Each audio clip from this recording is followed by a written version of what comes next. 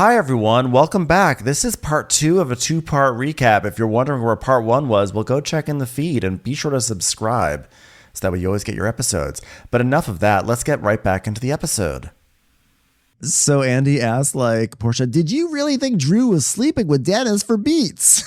She's like, oh, no.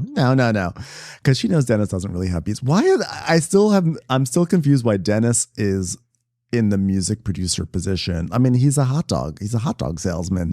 How did he wind up as this like celebrated producer that Drew Sidora just had to work with? Do you trust Dennis's music? And have you heard any of Drew's new album? I heard snippets, just like a post on Instagram or whatever. It doesn't sound bad. She has an amazing voice. Like Drew can really sing, but I'm just not buying it. Like I'm just like, girl, no, you know. I'll say like when they had her sing that song to Ralph at the reunion, that was top 10 moments of Atlanta all time, and there are a lot of moments, but that. It was such a contrived moment, but it was so worth it. And the fact that they always bring that out, they always cut to her singing, and then they always end the clip with that close up on Ralph's face where he's like, every single time he's like, what am I doing? And then didn't Candy say you're gonna sing it in front of him or something like that? Oh my God, it was the best. So they're basically asking like, Drew, like what the hell? Like why, like of all the producers, she's like, look, this is the business that I operate in. So there's no mistaking. Like this wasn't just a homie hookup. We actually conducted real business. The real business that happens when a singer gets in front of a mic and a man who sells hot dogs tells her what song to sing. This not only is he invited to the cookout, he's actually providing the cookout. Okay. He is the one. I'm like, all this for Dennis? Dennis? So yeah, she's really like this the Dennis storyline is like a wild one for me, just because it's insane. It's just like Atlanta has a lot of music producers. Like there's big major ones that are out there. And Dennis is the worst that she could Dennis. Find. Yeah, huh? Yeah. But I don't think that they were really having sex or having any sort of relationship. It definitely did seem very platonic to me, you know? Yeah, but then my thing is like, Drew, you signed up for this storyline regardless because you knew that working with Dennis, especially after finding out that Porsha was coming back, whenever they found out, you know, I don't know what the timelines are. I don't know if she started working with him before Porsha said that she was coming back or before that news broke or after, but you knew that this was going to be a storyline, right? Like you knew that even if Porsha didn't feel away, then another cast member would kind of make it a thing and like kind of force Porsha to feel away. So it's like, what did you expect? Yes. And then the idea of just like them so openly talking about each other's quote unquote storylines, I'm like, we have lost the goddamn plot. I can't. Like, come on. The minute I feel storyline is mentioned by a housewife, they got to get like, they got to go. Well, they said it about 15 although at the same time, night. I thought it was actually kind of refreshing that they didn't like mask their frustration with some fake thing, because that would happen for years, where like people are actually mad at each other because of something that's happening with production, but they have to say like, you didn't eat all my I brought shrimp cocktail to your house and you didn't eat it, and they have to like pretend like this is the feud, but they're not really angry about that. So I do kind of like at least being more honest with the audience. But yeah, you know, if you don't have more stuff going on than like how you're actually filming the show that we're watching, it's not always a great sign.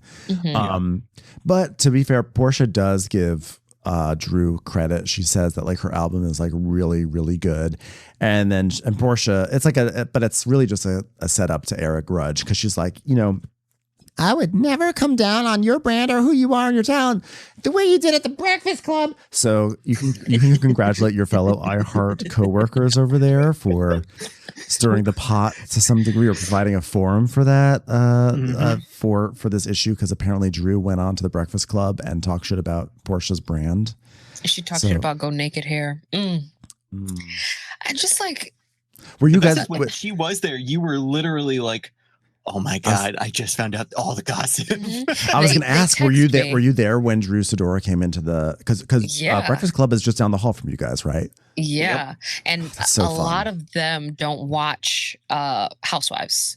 So they Shameful. text me. I know. They text me like a week before and they were like, hey, we have Drew Sidora coming up. Like, is there anything that a Bravo watcher really wants to know? I said, yeah, why the fuck does she lie so much? Like, I'm like, write it down, ask her these questions because this is sick. So when she did come in, they were like texting me things and then I walked over there and I could like see portion of it. But like, Drew did exactly what Porsha, like, she fell into the trap, you know, and so she gave Porsha something to talk about. But like, Drew, just like it just Bonnie Raitt continues to lie. Yeah. What are you gonna do? Yeah, but you know, at the same time, Drew is like working for her. She's working for her money. She's like, well, I know this is gonna be messy. I'm gonna say this on the Breakfast Club right now, one of like the biggest platforms that are out there, knowing that it's gonna start a feud, and then I'll be in a relevant storyline with one of the stars of the show, and I will somehow make it onto yet another season. Because at first, when Drew came back for like a second season, I was shocked. I was like, really, to bring back Drew Sidora, especially after that ridiculous storyline she had about like, there's a Prophet Luck.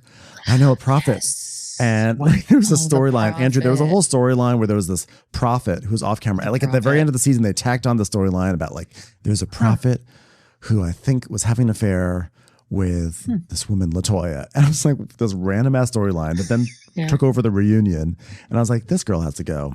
And then they brought her back. I was like, really? But then I start to realize she's so delusional that like she just works as a housewife, you know? She can push the narrative forward, and that's what you need on these shows. When they stay in the back and talk about the shrimp cocktail, it's not fun. She'll keep pushing it forward, and that's a good act. That's a good actor and character. So Porsha and Drew are like squabbling this entire reunion. And so, okay, well, we've got a question from a Diet Coke can in Ohio who says, Porsha, now that you've seen the season, do you think you owe Drew an apology for the way you treated her? Because from what we saw on the show, the relationship between her and Dennis was all business. So I'm thinking Porsha would be like, absolutely not, because she knew my boundaries. Instead, Porsha like wipes off her pants and stands up and is like, she's like, come on. I thought she was going to walk off the stage. I thought she was angry, but she goes. Me too. It's a classic Real Housewives twist out of reunion when out of nowhere someone stands up and is like, let's hug. And she pulls the let's hug card right here on Drew. I did not see this. I was like, wait, you guys were just fighting 5 seconds ago and now you're hugging? You know what? What did you take from this moment from Porsha Diamond? That she's bored. Literally, she's bored of it, and I get it, but like when she sat back down and she's like, she said she wasn't in a good space and blah blah blah, and she apologized, and I'm like, I get it, right? Like she said, it didn't make her feel good to watch the season back and see like how far the little petty argument that it all started from went. I think she's bored. I don't think that Porsha really ever cared, but it was more of like either for the show or I guess principle wise, like, because I'm not going to lie, I'm very territorial. If you brought my child's father, I don't have any children, but if you brought my child's father on my show, like, you know, like it's my show too, right? That he's a part of my storyline. You don't get to like sneakily film with him and make it seem like you guys aren't as close as you are. You're close enough to film with each other, right? So like, I wouldn't have, it would have been war forever, but I'm happy that she got over it and she was like, just based off of the principle, don't do that. Because now I'm going to film with Ralph. How about that? Yeah. And I like that Andy was like, so that was to be petty. She's like, oh yeah, absolutely. Yeah, I was just being petty. Even though she denied all season. Oh no, I was totally being petty. Yeah, 100%. But I have to say my theory, the reason why she made up with Drew so much, I think she was bored. I think she's like, I don't want to do this anymore. But she's also like, I'm going up against Shamia this reunion. Like I'm fighting with Shamia. I can't battle on two fronts. I need to like, let's like nip this in the bud. Let me make her my new ally because I've got to save my real energy for Shamia. This stuff I don't care about. So I think she was like building an ally. She was recruiting to her team, and she was like, I don't want to be in a fight with Drew. Like being in a fight with Drew is like, it's very like low rent. I want to fight with Shamia. Shamia is like a fellow rich person. Drew is like, Drew is not a rich. I don't want to fight. I don't want to fight with Drew. She's just not like, you want to go where the glamour is, right? Yeah. And it's like not exciting to fight with Drew. Good. Yeah, Drew is boring. She's boring. Like, besides the lies, that she's going to lie. It's getting to the point where it's like, been there, done that, got the t-shirt. What else can you give me? But with Porsha and Shamia, this is going to be a good It's going to be a good rich lady fight. We like that. We want rich lady fights. It's like fighting with like a perfectly fine ranch home. That's like fighting with Drew. So you want to fight with a mansion. You want to have a mansion fight. Not like respectable 3-bedroom, That's why Monica was a one and done. Suburban. What are you fighting? It's very suburban. We don't. We want mansion versus mansion, not mansion versus suburban home. Okay. So Andy's like, okay, cool. Didn't see that happening. Okay. Well, Kelli, when you joined this friend group with Britt, you came into the season inseparable to the point where you were like finishing each other's sentences, or maybe I just wasn't paying attention, didn't know who was talking in the first place. And now we get into like what happened with Kelli and Britt, because they had a big falling out, which Ron and I both clocked, because we're like, they're spending way too much time in Nashville talking about this stylist and why this Kelli mentioned so many times why the stylist was great, and she lent the stylist. We're like, this is not going to end well, especially because stylists are messy. Stylists and makeup people, they're the messiest people on these shows each and every time. Joey Maloof and Sutton Strack, we remember. They're just waiting to be mentioned in the cameras. They're texting everybody. Oh my God, all the gossip. You just know that the minute they're filming something, all of that is going to all their friends, and that feeds into the blogs. And speaking of Heather Gay, let's not forget who allegedly was like part of unmasking Reality Von Teese was Heather's own like hair person. Yep. Right? Yep. If we're to believe that. So Kelli basically says like, yeah, this like stylist thing, like, I let her use my stylist, and I have a whole team. Not really clear why Kelli has a whole team, but she has a whole team. Yeah, I don't get it. To have a whole team and still look a mess every time that camera is on you, I don't understand it. That money needs to be saved and put away for her, legal fees, because this is crazy. Or a waffle iron. Yeah. True. So save like $25. Prime day passed. We have to wait for the next one for her to get the waffle iron. I have to say, Cuisinart actually sent me like a little waffle iron a few weeks ago, which was like one of my proudest moments was somehow managing to land on Cuisinart's radar and getting a little waffle iron. And so it's like the Kelli, there is hope. Kelli, just talk about it enough. Have Cuisinart send you a waffle iron at this point. But it is like the cutest little thing. It makes these little waffle things, little waffle fingers. And I'm like, I have to tell you, it's the most fun thing. Like, I actually don't know why she's not busting out her waffle iron more, because it's just so fun to put some batter in that thing, you close it up, you open it up 3 minutes later, and you got a whole delicious waffle waiting for you. Like, why wouldn't you be just like putting that front and center in your life? Why are you not centering your waffle iron right now? She's kind of pulling a Sonia Morgan, where it's like, yeah, it's coming. It's coming. It's not here yet. It's coming. Like, what is happening? Yes. So anyway, so we hear about this like stylist situation, and Kelli is of the mindset of like, you just want to steal my life, which I feel like that's a bit much, I think, from Kelli. I think she's totally validated in saying like, I lent you like my team, like you'd use them, and then you just took them without telling me.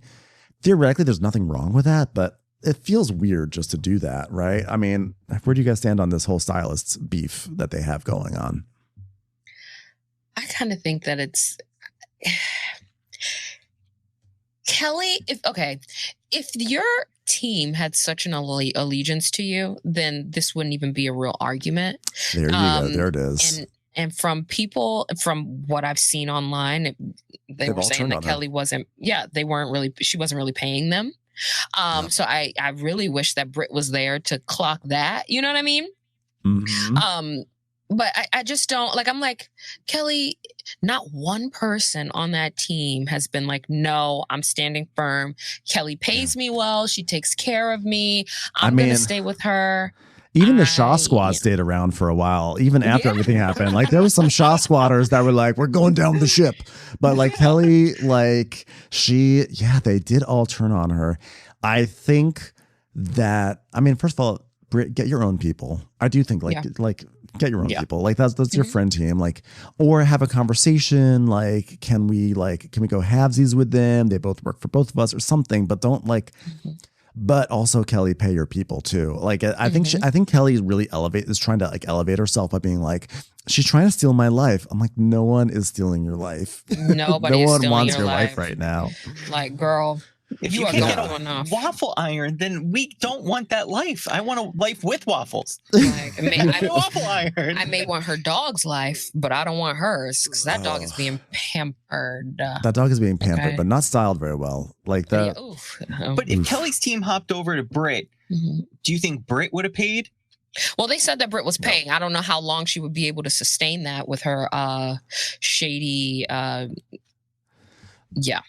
don't know. The question: are they getting paid, but would they be fed at a Brit Eady event? That's the other question. Oh well, absolutely not. We saw that. Yeah. How do you rent out the country club with nothing in it? Basically, like I don't understand. Let me pay for one table's worth of food. Yeah, it's ridiculous. When you get to that level, let me tell you something about country clubs. They nickel and dime everything down to like whatever you're using, the table rental fees, the chairs. It is horrendous to throw parties at country clubs because they will get you for everything. But when you're wealthy enough that you're like pretending to like browse for private planes, you don't care about the nickel and dimes at a country club. Right. Like, girl, so true. Yeah. As she should have had it in the church basement like everybody else. I'm sick of it. As she donates like half a roll of generic like toilet paper to people in Grenada. It's time for a commercial. It's time for a Crappens commercial. So then they start saying how that at the beginning of the season, the newbies all got together and decided to have an alliance together to take down Porsha. And then, of course, the newbies are like, no, there was no alliance. And then Shamia even says, no, there was alliance, but Porsha was in the alliance. And then Porsha says, I was never part of alliance because alliances destroy shows, including this one in the past. I personally think that what happened was the newbies said, hey, we got to stick together because they're going to try to be like, Portia's probably going to try to be like, I own this. I'm like that. You guys are freshmen. I'm the senior. And we have to be like, no, we deserve a spot too. I kind of feel like that was probably the vibe. But now it's been sort of distorted into like an alliance, like it's Survivor. Where do you guys think where do you guys think the truth is of this whole situation? I think that there was for sure an alliance, but I'm not 100% sold that Porsha knew about it. Like, I feel like if Shamia would have said, yeah, there was an alliance, but I didn't feel comfortable joining an alliance without Porsha because that's been one of my best friends since I was a child. That fine, right? Like, I get it. Or if Shamia said, well, in my head, Porsha was a part of my alliance because that's been my best friend since I was a child, whatever. But I do believe that Porsha may have said, no, I'm not going to join an alliance. It's my first season back. This kills shows and I'm not going to be a part of it. I could see that. Now, I don't know. I don't understand. The alliance with Porsha doesn't even make sense to me because I just am why who are you allying against? Maybe against Kenya because Kenya was, she was sort of like a friend of any, I don't know. I think feel like something feels murky in here in this whole discussion of alliances. I think you always assume that when will there ever be a full cast of newbies? Not full cast of newbies, but when have all the newbies transferred over to the next season? So I feel like they need to figure out, they're going to come for one of the new people, right? So if they align early and try and go against the bigger team, it's or try and get some leeway in before they start digging into you. Like, I don't know. It's just self-protection at that point. Because by the way, the answer to your question, make it. By the way, answer to your question is Miami and New Jersey had newbies, had like a set of newbies that like were able to last actually a few seasons. Yeah, in Miami, when Miami came back, you know, you had Dr. Nicole, you had Julia, you had Gertie, you had some others. They lasted. So, you know, it can happen. Still Julia. Yeah, oh God, it's incredibly. Okay, so then Andy is basically like asking Kelli about her relationship with Britt, you know, like where you were kind of like you would you know, like you would stick up for her and everything. You helped, like, you know, you backed her up like after Kenya did everything, and then, you know, like you guys have fallen apart and everything, and, you know, asking her about that. And then he asked her about like when Britt said the abortion stuff, which was such a gross moment for Britt to do at that party. You know, like that was so low. It was really gross. But basically, Kelli says that like her stylist is the one, like she didn't even have a conversation with Britt about abortions, and that it was her stylist who told Britt, which is even grosser too, because now this is something you've only heard through gossip, and then you like weaponize it on camera, which shouldn't even be anything to be weaponized in the first place, by the way. But so she talks about that, and how like she also had her tubes tied so she couldn't even have babies if she wanted to, etc. And then Andy's asking if the women think it's strange that Kelli travels with a bodyguard everywhere, which I guess, I mean, I don't know the degree to how dangerous her ex is, but that actually becomes a discussion here, which is like Porsha says, actually, I've heard that he's not even coming after her in the first place. Yeah. How much is she paying the bodyguard? And is the bodyguard getting paid? Because if the glam squad's not getting paid, then what's that comes up? She has a lot of expenses, and I don't understand why Kelli has all these expenses and isn't paying like her teams, because she's falling into the housewife trap big time. Like she's going to be in real trouble. Oh, yeah. She just started. So she fell in by joining the show. Yeah. That's crazy. She fell in by hearing that she may get on the show. Yes. Elevating her lifestyle to a point that was unsustainable. Like, we can see that this is unsustainable. Yeah. My anxiety would be through the roof if this was going on. I'd be like, oh my God, my house is going to fall apart. Yeah, but a true housewife doesn't care. They're living in a... They're like, fake it till you make it, you know? Yeah. So Portia's like, well, I heard that the husband isn't even coming after her. Like, she's just probably saying that for the show. And they're like, well, how did you hear that? It was like, well, Britt said it. And like, well, how did Britt hear that? And Drew says that the husband reached out to Ralph. And then we see this clip of Ralph doing some sort of vlog. And he's wearing this t-shirt that says, call me daddy, like in the kitchen or something. Because I think he's probably not allowed to say call me daddy, since like it's too close to call her daddy or whatever. Yeah. So he's there. He's like, hey, it's Ralph. So everyone, I just had the unique opportunity to run into Kelly's husband. And he told me how he ended up going and getting put in jail by Kelly. Like, who is tuning into Ralph to hear gossip about Kelly's husband? Who are these people that are like, guys, I would love to go out tonight, but Ralph has an exclusive. So his live stream, I have to be home. I have to watch his live stream from the basement. He just spoke to Kelly's ex. So these are the same people that are going to Drew's shows at City Winery. You know, we never see a picture of the crowd. Do you realize that? We only see her on the stage. It's an intimate event. Yeah, that's very intimate. With you 5 people. An intimate exclusive event, you know? Yes. When you cancel the tables. Can't with her. I can't. I really love that we've tapped in towards your distinct hate for Drew Sidor. I had no idea that you really hated it this much. But you know what? I support it. I totally support it. I can't with her.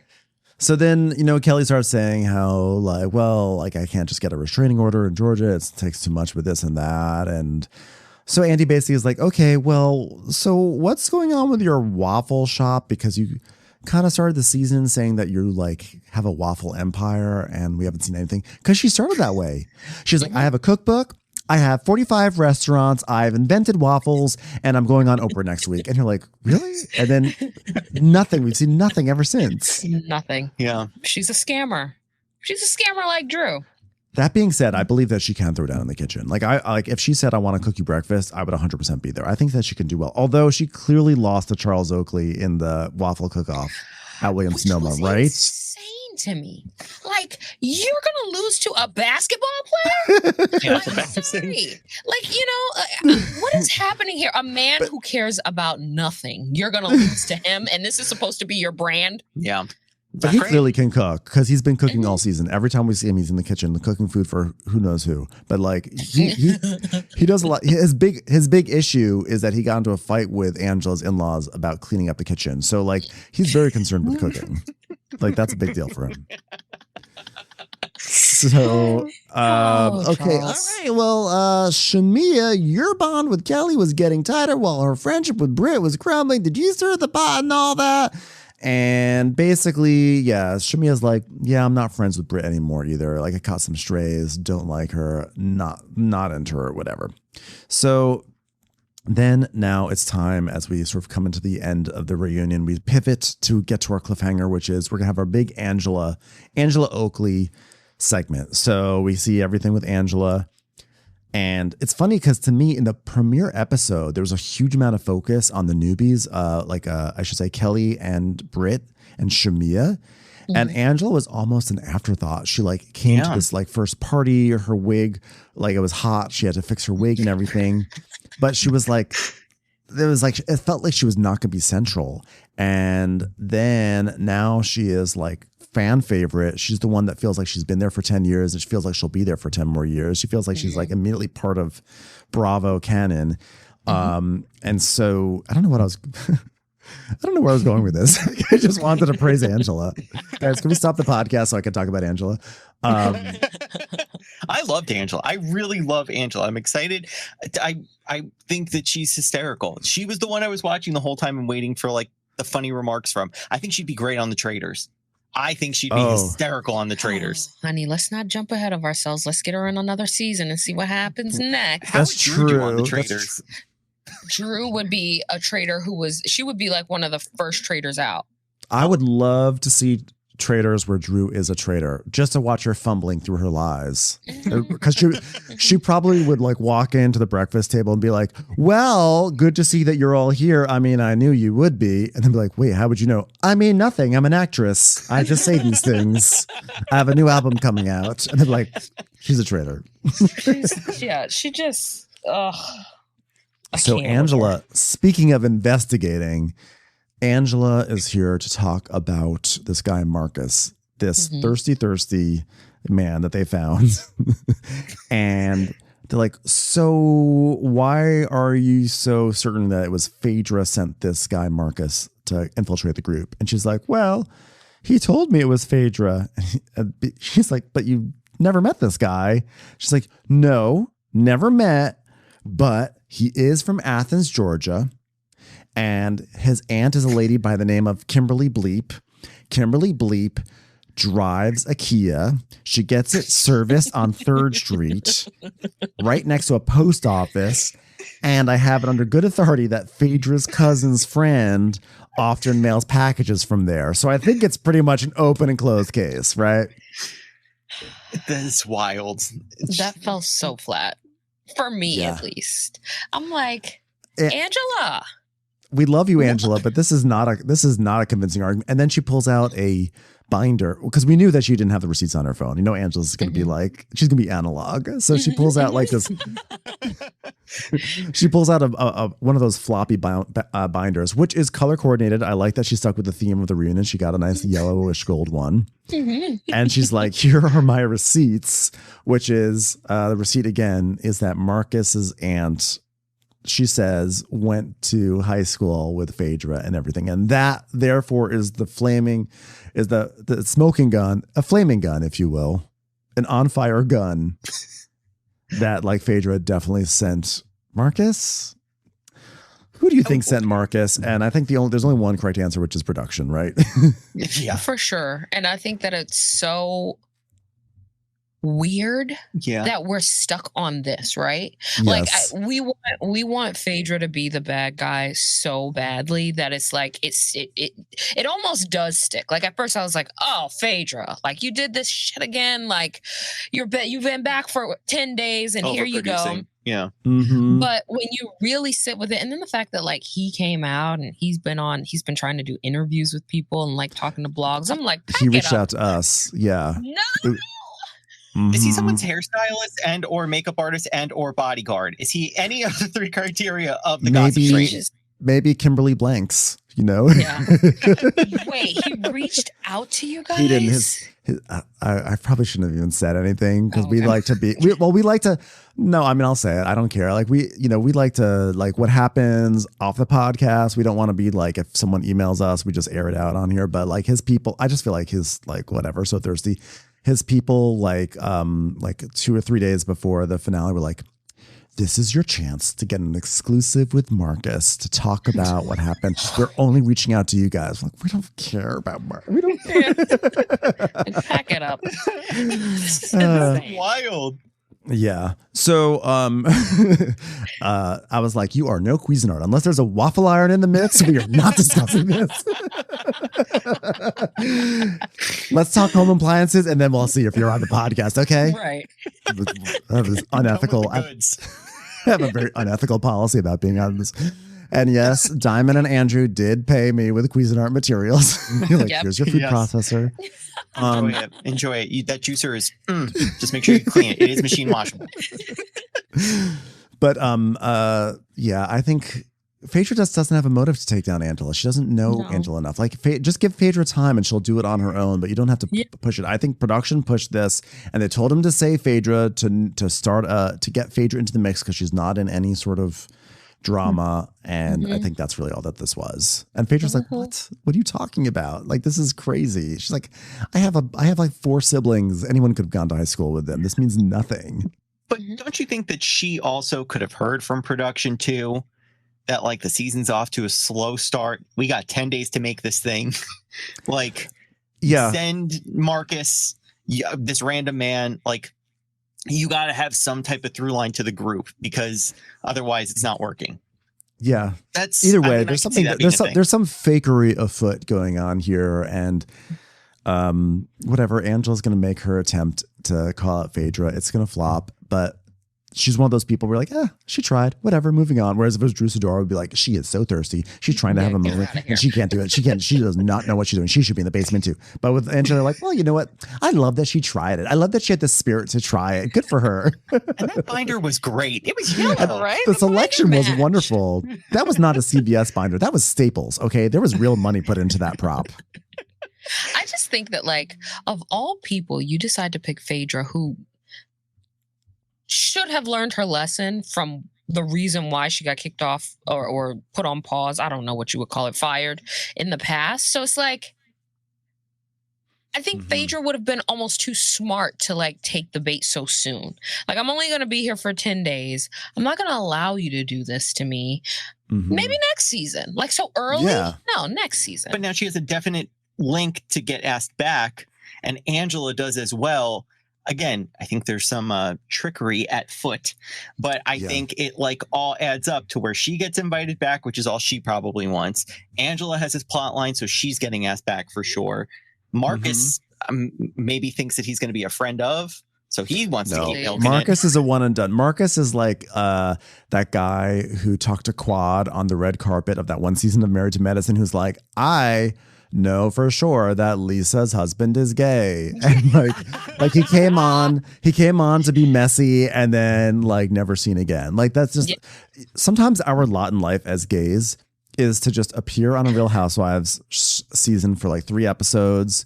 You make a mess and then you're gone. It's like the psychic on Orange County that's like, I have a psychic prediction that Brooks is lying about his cancer, and then like there blows up the season and then is gone. Like, that's sort of what we do, you know, and that's Marcus is part of that tradition. On OC? Oh, that's hysterical. You know, Andrew, you have so much to learn. So much to learn to see. I can't wait. Oh, wow. It reminds me of the guy Anthony, Drew's old quote unquote assistant. Oh yeah, Remember right. when he started the shit, and I was like Okay. What about the party you know. planner who sued Candy and then went to Phaedra to get represented legally? Oh my God, what was his name? Bobby or something, or Bobby. I mean, it's just what we do. We come in, it's like we want like a moment, and we don't realize how disposable we are. We just we have a moment, and then they just discard us. And like Marcus, I think maybe Marcus thought he was going to stick, but I don't know if he's going to stick. Either way, we have we're at the cliffhanger is like this whole situation. Like, what's it gonna happen? Where's the lie? What, you know, it's a little embarrassing for Angela, but it's a fun note to end on. Yeah, she'll be back, and hopefully you guys will be back too. Receipts?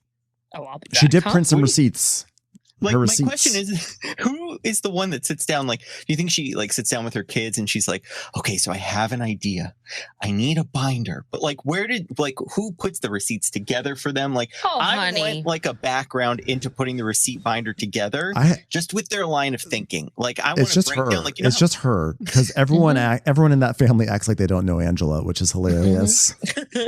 Her daughter, her mother, her sister, her husband. Every time she comes around, they're like. And she's like, all right, I guess I'll have to make this binder of receipts myself. This is printed out on her Apple IIgs. She's got the zigzag issues. Yes. It's like pinking shears. You can't cut yourself. You can't cut yourself with them. God bless. Well, thank you so much for you two. Remind everyone where they can find you on social media, both you two, and how they can listen to your show. You can find me on socials at Andrew Pug. I'm only on Instagram. Oh, and I'm at Diamond Sincere on Instagram, and I'm doing Threads now. Yeah. I'm trying. Lord, baby Jesus, I'm staying away from that. But if you want to listen to Elvis Duran in the morning show, you can Monday through Friday, 6 to 10 a.m. or listen Elvis Duran on demand wherever you get your podcasts. And you guys are nationally syndicated, so I don't care, listeners, if you're not in New York, because you can still listen to this iconic morning show that I used to listen to growing up in New York, because Elvis is a legend, a true legend. Hell yeah. So as are you two. So thank you so much for coming in to fill in for Ronnie. I don't know how we talked for 90 minutes about this reunion where nothing happened on this reunion, but like somehow we talked about it. This was so fun. Thanks for having us.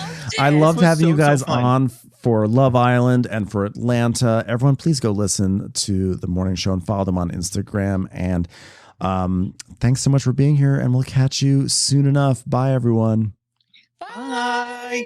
Watch What Crappens would like to thank its premium sponsors. Ain't no thing like Allison King. It's always a party on Allison Block. Our way is the Amber way. It's the Foster and the Furious. It's Amanda Foster. She can run my country. It's Angie McGovern. It's always automatic with Ashley Auto. Put your hands together for Carly Clapp. Get on the right foot with Chrissy Offit. She's not just a Sheila, she's a Daniela Etchels. We never miss her call. It's Diane Call. Aaron McNicholas. She don't miss no trickolas. Hava Nagila Weber. You'll never hide from Heidi Eleanor Jones. I go, you go, we all go for Hugo. Jamie. She has no last namey. She's our kind of mess. It's Jennifer Messer. Sipped some scotch with Jessica Trotch. She's our favorite streamer, Caroline Peacock. Kristen the Piston Anderson. Get a bee in your bonnet with Lacey B. Que sera, whatever will be, will Lauren Silsby. Bringing the funk, it's Leslie Plunkett. She gets an A from us, it's Lindsay D.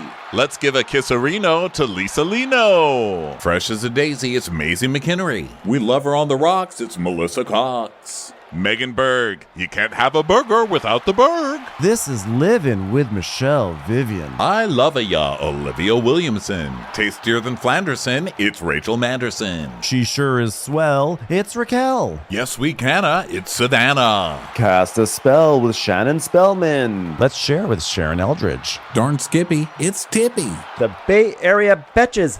Betches. And our super premium sponsors. She's VVIP, it's Amanda V. Can't lose when you're with Amy Baldwin. Somebody get us 10 cc's of Betsy MD. We're taking the gold with Brenda Silva. Let's get real with Caitlin O'Neill. Don't get salty with Christine Pepper. Can't have a meal without the Emily Sides. Let's go into the woods with Guy Tubbs. It's our queen, it's Queen Laifa. Nobody holds a candle to Jamie Kendall. Hail the cork master, the master of the cork, Jennifer Corcoran. We got our wish, it's Jen Plish. She's not harsh, she's Jill Hirsch. Knock, knock, knocking on Katie Manock's door. My favorite Murdo, Karen McMurdo. We love him madly, it's Kyle Pod Shadley. In the study with a candlestick, it's Leslie Peacock. We're ride or die for Lisa Ryder Barron. She's a whiz, it's Liz Sarthy. Always killing it, it's Lola Alkalani. The incredible edible Matthews sisters. She eases our woes, it's Melissa St. Rose.